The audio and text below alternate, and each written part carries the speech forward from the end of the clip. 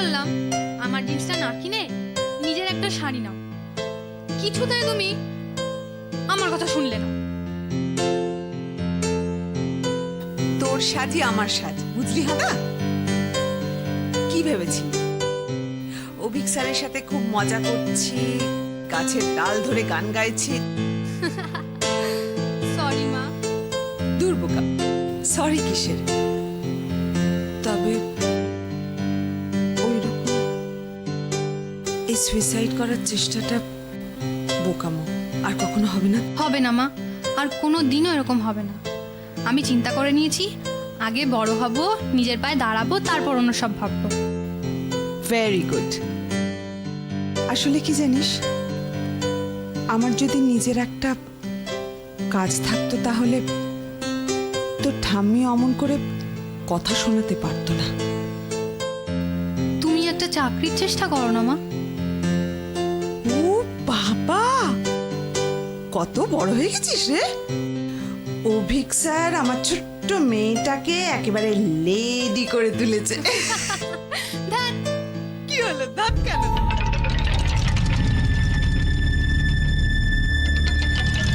লজ্জা করছে?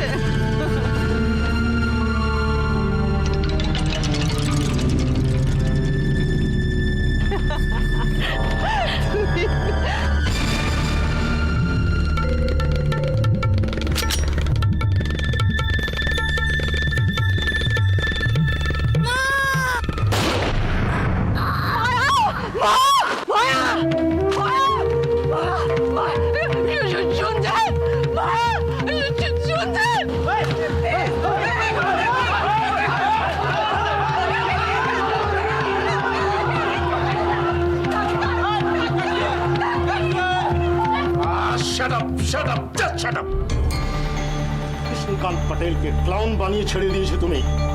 দুগুণ বেশি টাকা দিয়ে একটা ম্যানেজমেন্ট পড়া ছেলেকে রাখলাম আমাকে ভাড়া বাড়াবার জন্য। কৃষ্ণকান্ত পটেলের ভয় বাঘে গরুতে এক ঘাটে জল খায়, সেখানে তার নাম শুনে সবাই হাসবে। And for this you are responsible mister Roni Gupta. আমি তো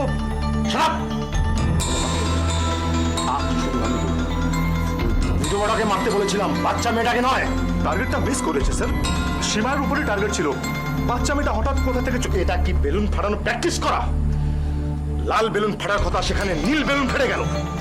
এটা মানুষ, মানুষ রনি, যাকে মারার কথা সেই মরবে, অন্য কেউ নয়। কোন ইডিয়েটকে দিয়েছিলি কাজটা? মধু স্যার। মধুর হাত ফসকালো। আমার সময়টাই খারাপ যাচ্ছে, সব ফেল করছে, সব। কোথাও কেউ নেই, কোত্থেকে এই আদিত্য ব্যানার্জি এসে জমিটার ওপর দখল করে বসে গেল। সিবিআইয়ের হাতে ফাইলটা চলে গেল। ওই অসীমটা একটু একটু করে কাজ শিখছিল, শো হাওয়া হয়ে গেল। আদিত্য ব্যানার্জিকে সাইজ করে এনেছিলাম, ওপর মহল থেকে ফোন এলো, ছেড়ে দাও, ছেড়ে দাও, ছেড়ে দাও, সব সালাকে ছেড়ে দাও। আমার তো মাঝে মাঝে মনে হয় তোমাকেও আমি উড়িয়ে দিই। কাকে মারলে? বাচ্চা মেয়েকে। এবার সিবিআই ঝাঁপিয়ে পড়বে, ইনভেস্টিগেশন শুরু হবে। সমস্ত হাওয়াটা এবার ওই বিধবাটার দিকে। বাঘের বাচ্চাকে মারলে জানো তো বাঘিনী কেমন হিংস্র হয়ে ওঠে? কিছু কিছু মানুষ মাও বাঘ হয়, তাদের বাচ্চাকে মারলে তারা ভেন্ডিকটিভ হয়ে ওঠে।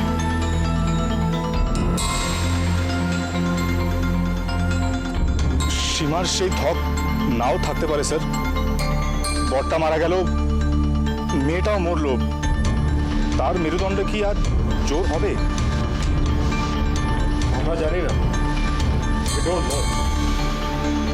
আমার এতগুলো টাকা জমিটার পেছনে চলে গেল।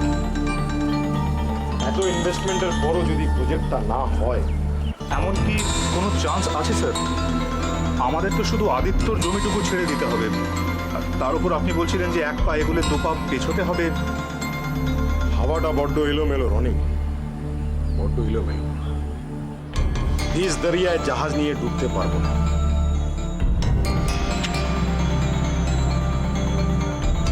তাহলে কি কৃষ্ণ কৃষ্ণকান্তের পাওয়ার শেষ হয়ে যাচ্ছে, আমি শেষ হয়ে যাচ্ছি। আমার কালো চুল সাদা হয়ে যাচ্ছে। I getting old. সব সব এলোমেলো হয়ে যাচ্ছে। এটার জন্য তুমি দায়ী, আমি তোমায় ছাড়বো না। তোমার এক একটা ভুল আমার কফিনে এক একটা পেরেকের মতো। এবারের মতন ক্ষমা করে দিন স্যার, আর এরকম হবে না স্যার। একটা স্কোপ দিন sir, please sir, please sir. Sir আমি সারা জীবন আপনার কাছে কৃতজ্ঞ থাকবো sir. One last chance sir, please please sir, please please sir. দয়া, মায়া, কৃতজ্ঞতা এসবের কোনো দাম নেই রনি। ভদ্রলোকদের কথা। বুঝতে নিচে নামো, নিচে নামো। ঘরে বসে অর্ডার না দিয়ে নিজে অ্যাকশনে যাও। তোমরা ক্ষমা চেয়েছো বলে ক্ষমা করে দিচ্ছি। ট্রিগার দাবাতে আমার 1 মিনিটও সময় লাগে না। Thank you sir, you are really kind sir, thank you. আপনার দয়া আউট আউট।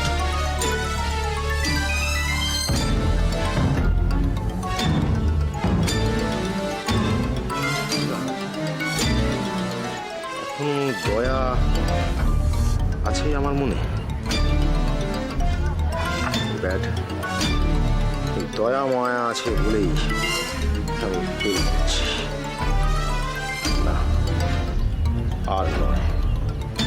এবার অন্য পটেলকে দেখবে সবাই, different Patel. Hello hello, Nadia, আমি মালা বলছি। হ্যাঁ বল। সীমার মেয়েকে কারা রাস্তায় গুলি করেছে, মায়া মারা গেছে। সে কি? Hello hello Neena.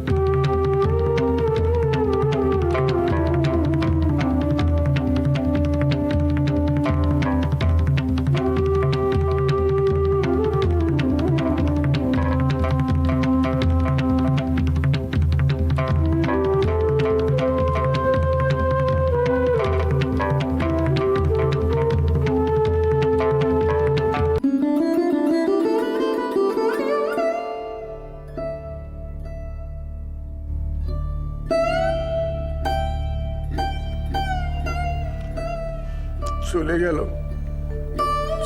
আমার দিদিভাই, শেষ হয়ে গেল, পুড়ে ছাই হয়ে গেল আমার দিদিভাই। সবাই ফিরে এলো, কেবল একজনই ফিরলো না, ফিরতে পারলোই না।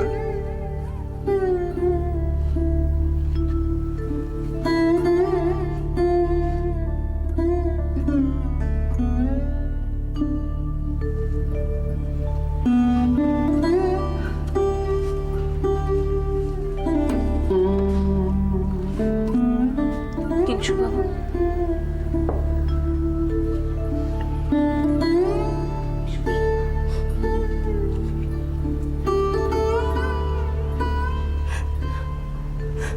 ওরা কি পুলিশ?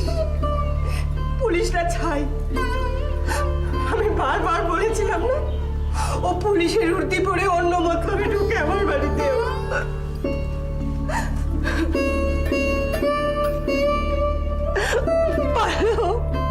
পারলো আমার নাতনিটাকে বাঁচাতে, দিনে দুপুরে গুলি খেয়ে মরে গেল মেয়েটা।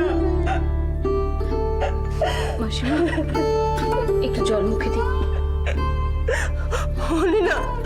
নীনা, তোমাদের ওই পুলিশকে বলো না একটা কিছু করতে। আমার মায়াটা যে শেষ হয়ে গেল, তার খুনিটাকে ধরতে বলো না। এইভাবে হাত পা গুটিয়ে বসে না থেকে একটা কিছু করুক। দেখুন, আমরা হাত পা গুটিয়ে বসে নেই, আমার পুরো ফোর্স কাজ করছে।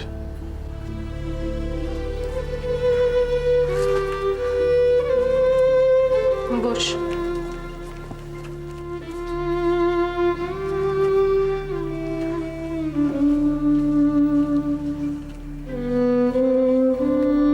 কোনো কথাই তো বলছে না।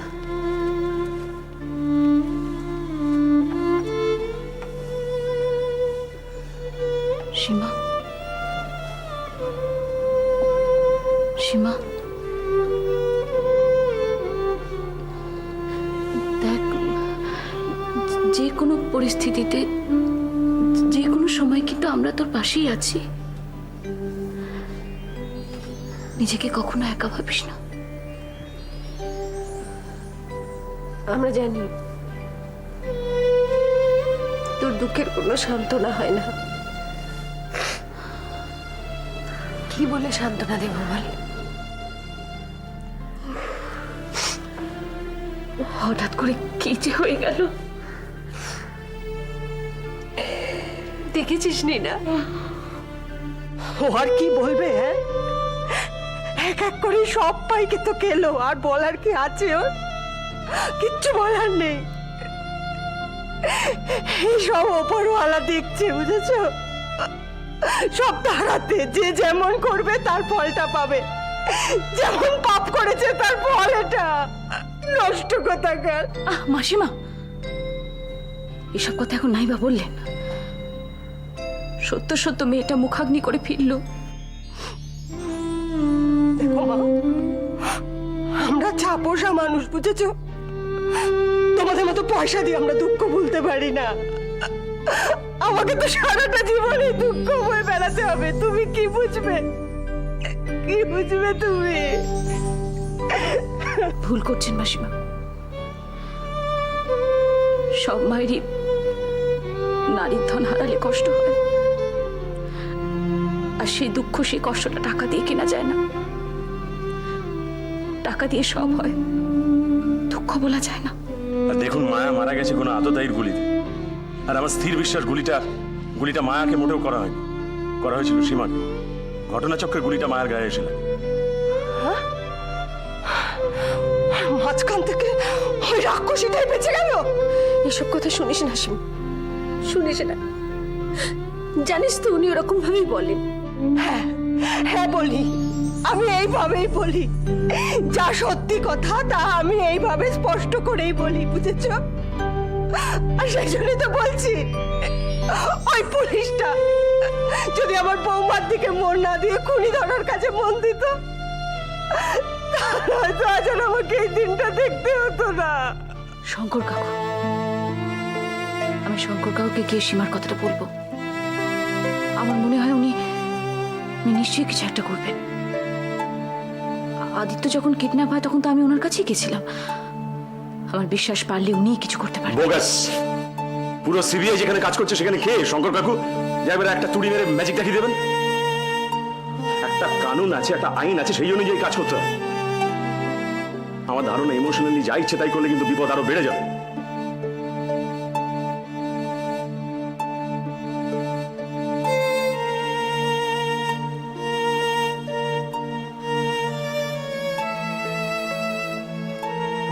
আমি আপনাকে কথা দিচ্ছি,